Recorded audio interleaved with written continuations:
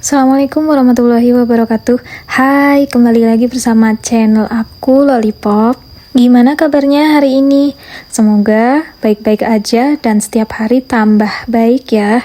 Berkah selalu untuk kalian yang mendengarkan channel ini. Oh iya, kalian pernah gak sih dengar orang tua bilang, jangan pamali kayak gitu? Sebagai contoh nih, ada seorang wanita yang berdiri di depan pintu, bersender di samping pintu, terus ibunya bilang, jangan berdiri di depan pintu, pamali, kayak gitu. Pernah denger yang kayak gitu nggak? Kalau aku sendiri, di daerah Jawa itu masih sering banget denger yang seperti itu. Dan ternyata guys, di Islam itu ada ilmunya yang kayak gitu. Ada alasan kenapa suatu hal atau suatu perilaku itu nggak boleh dilakukan. Kali ini aku akan membahas lebih spesifik mengenai pamali yang tadi disebutkan orang tua berkaitan dengan kebiasaan buruk yang menjadikan penghalangnya rezeki. Semoga kalian bisa mengikuti channel ini sampai akhir ya. Dan aku mengambil sumber dari kitab Ta'limul Muta'alim oleh Imam Az-Zarnuji yang menyebutkan bahwa kurang lebih tuh ada 35 kebiasaan buruk yang biasa kita lakukan yang ternyata menjadi penghalang datangnya rezeki.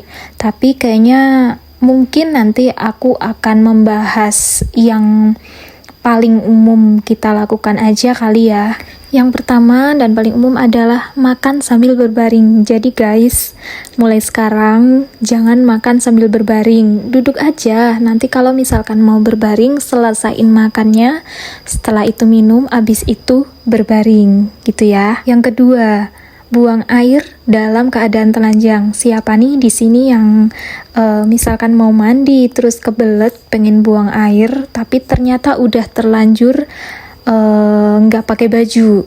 Kalian bisa pakai handuk dulu ketika kalian kerasa ingin buang air ya. Jangan sambil telanjang intinya, karena itu akan menjadi penyebab terhalangnya rezeki masuk ke dalam hidup kita.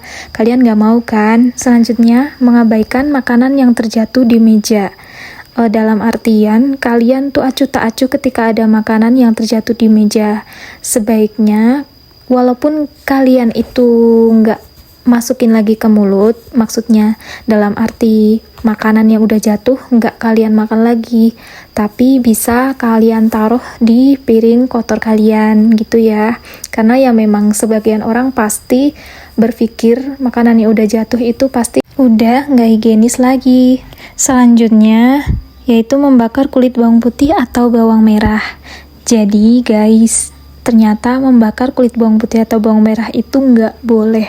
Lebih baik kalian masukin ke tempat sampah aja deh, biar aman ya. Selanjutnya, menyapu rumah dengan kain dan menyapu rumah di malam hari. Jadi guys, sekarang kalian nggak boleh ya, untuk yang pernah melakukan itu, tolong diingat-ingat, oke?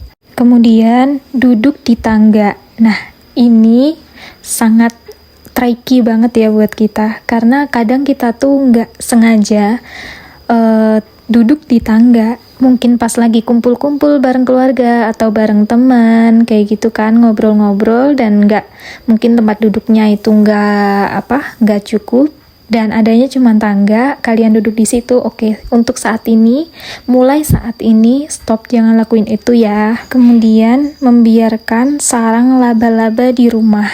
Nah ini dia, karena sarang laba-laba itu sebagai simbol kalau suatu rumah itu nggak terurus, dan itu menjadi salah satu penghalang rizki datang ke kita. Intinya kalau rumah itu bersih, kan malaikat rahmat juga mau masuk ke rumah itu seneng.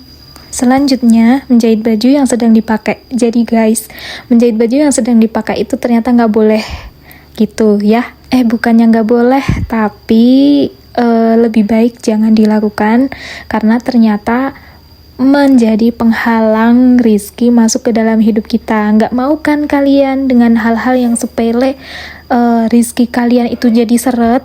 Untuk yang selanjutnya, membiarkan wadah makanan tidak ditutup, termasuk gelas air minum ya guys.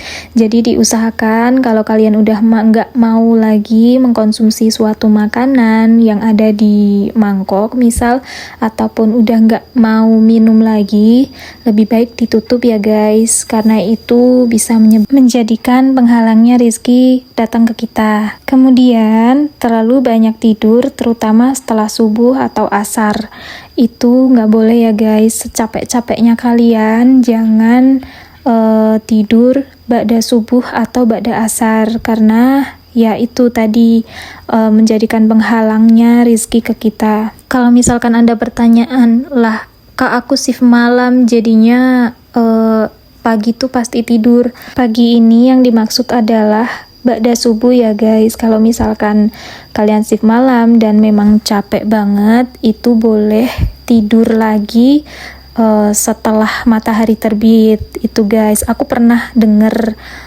salah satu ceramah seperti itu. Tapi kalau misalkan ada yang lebih tahu lagi tentang hal ini, maksudnya kayak ada petunjuk lain tentang hal ini, boleh share di komen ya guys, supaya kita sama-sama tahu tepatnya kalau boleh tidur pagi itu jam berapa. Oke, karena aku juga masih belajar. Jadi buat kalian yang memang misalkan kalian udah lebih tahu, boleh share ya, sama-sama kita belajar, oke? Untuk hal yang selanjutnya adalah tidur sambil telanjang. Sepanas-panasnya cuaca, diusahakan jangan sampai telanjang ya guys ya. Terus guys, termasuk dosa berbohong itu juga dapat menjadi penghalang rizki masuk ke dalam hidup kita. Selanjutnya, makan dalam keadaan junub. Jadi buat kalian yang udah punya suami istri atau kalian yang punya hadas besar, tolong banget sebelum kalian makan, kalian mandi dulu. Untuk hal yang selanjutnya, menyapu sampah tapi tidak langsung dibuang. Jadi ini biasanya tuh kayak umum terjadi kalau di kos gitu ya. Jadi kita tuh kadang pas udah malam, terus kita ngebersihin tempat tidur, ngebersihin kamar kita, kemudian kita sapu, kita taruh di ujung pintu. Nah, itu juga salah satu hal yang nggak dibolehin ya guys. Last but not least, untuk sesuatu tindakan yang sepele yang bisa menjadikan penghalang datangnya rezeki adalah mengeringkan wajah dengan baju. Hayo, diinget-inget ya guys, mengeringkan wajah dengan baju itu nggak boleh ya. Mending kalian sedia handuk ataupun tisu. Kalau misalkan memang situasinya tidak memungkinkan untuk ada handuk ataupun tisu di situ, mendingan kalian biarkan wajah kalian itu kering dengan sendirinya ya. Mungkin itu dulu yang bisa aku sampaikan. Sebenarnya masih ada beberapa poin lagi, cuman karena memang kondisi aku untuk menyampaikannya berbagi dengan waktu, dengan pekerjaan, jadinya mungkin nanti lain kali akan aku bahas lagi.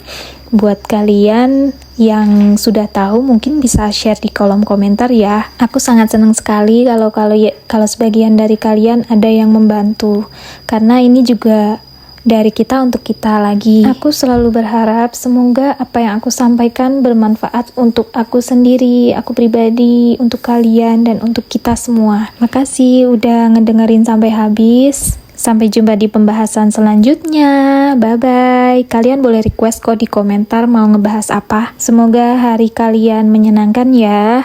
Assalamualaikum warahmatullahi wabarakatuh.